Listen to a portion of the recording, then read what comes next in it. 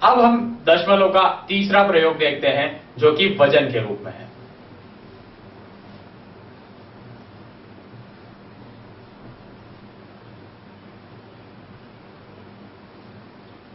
भारतीय पद्धति में वजन के लिए दो मात्रक ज्यादातर इस्तेमाल किए जाते हैं, वो है किलोग्राम और ग्राम।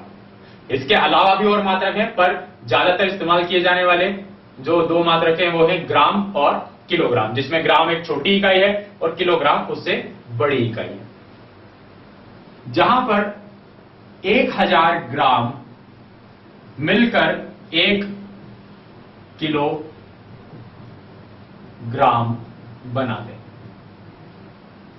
इस किलोग्राम को ऐसे भी लिखा जाता है।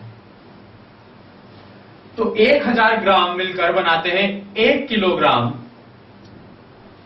तो 1 ग्राम बराबर 1/1000 किलोग्राम। मतलब कि 1 ग्राम 1 किलोग्राम का 1000वां भाग होता है।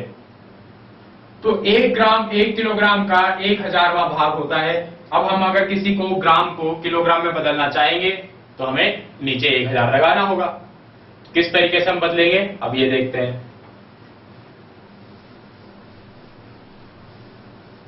तो इस बदलाव के लिए हमें यह चीज याद रखनी है कि 1 ग्राम बराबर 1/1000 किलोग्राम।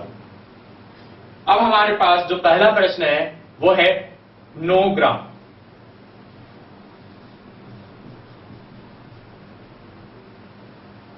9 ग्राम को किलोग्राम में बदलना है। तो यदि 9 ग्राम को किलोग्राम में बदलना है, हम जानते हैं 1 ग्राम बराबर 1/1000 किलोग्राम। तो 9 ग्राम बराबर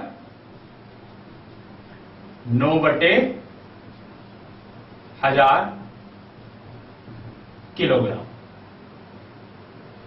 अब 9/1000 को क्या लिख सकते हैं हम, अगर इसे दशमलव में बदलना चाहें? ये 1000वां भाग है, या हम कह सकते हैं यहां पे 3 शून्य है, तो दशमलव के बाद में 3 संख्याएं हमें रखनी है।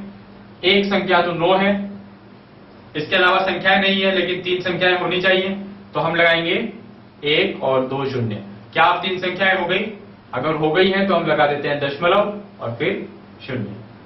तो यह हो गया 0.009 किलोग्राम। 9 ग्राम बराबर 0.009 ग्राम किलोग्राम, जिसके लिए हमने क्या किया? 9/1000 को दशमलव में बदला। नीचे 3 शून्य देखकर हमें पता लगा कि अगर इसे दशमलव में बदलेंगे तो दशमलव के बाद 3 संख्या यानी कि 1000वें स्थान तक चलना चाहिए। 1000वें स्थान तक पहुंचाने के लिए दशांश भी नहीं था, शतांश भी नहीं था, इसलिए लगाए 0 और फिर 1000वें की जगह लिख दिया 9।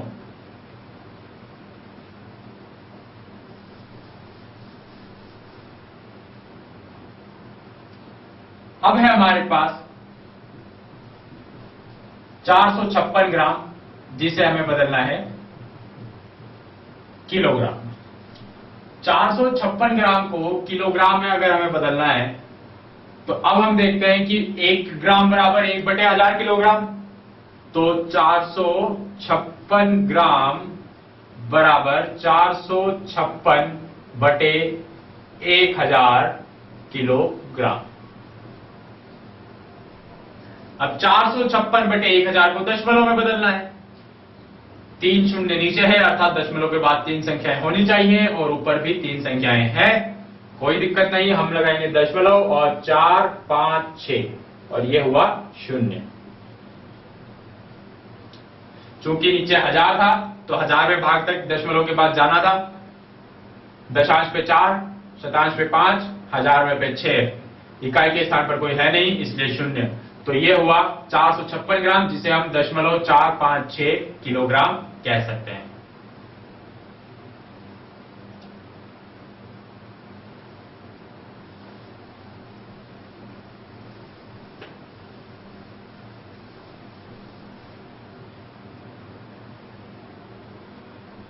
अब हमारे पास है 25